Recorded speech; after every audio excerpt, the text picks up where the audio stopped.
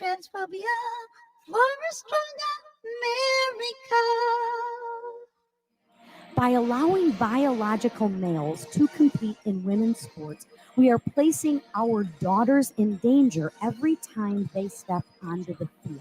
This hearing is about protecting women. Protecting women.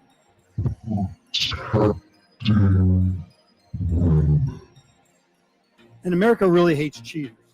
That is why beating women in women's sports is so obnoxious to American public.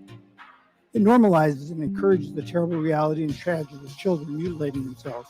You mean by encouraging these kids to play on an athletic team that doesn't match their actual sex, you may be sending them down this path in which they might wind up killing themselves?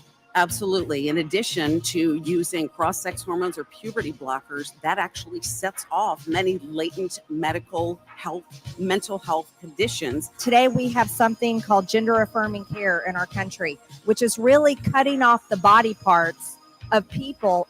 Cutting off the body parts. In order to make them feel like they're another gender, which is completely wrong.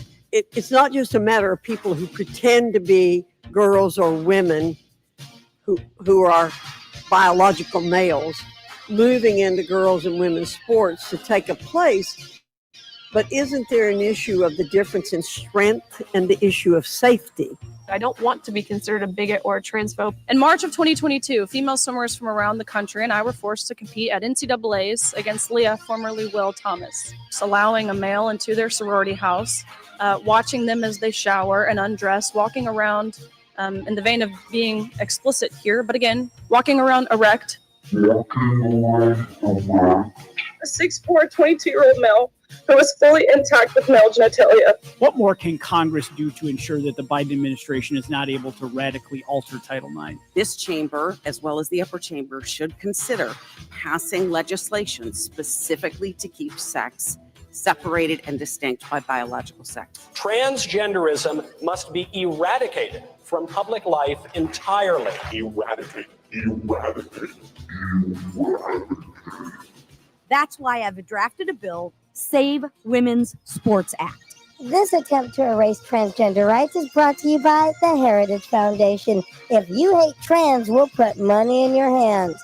And we'll take their money and make it the law of the land. We're the Republicans. We think you hate transgender people as much as we do.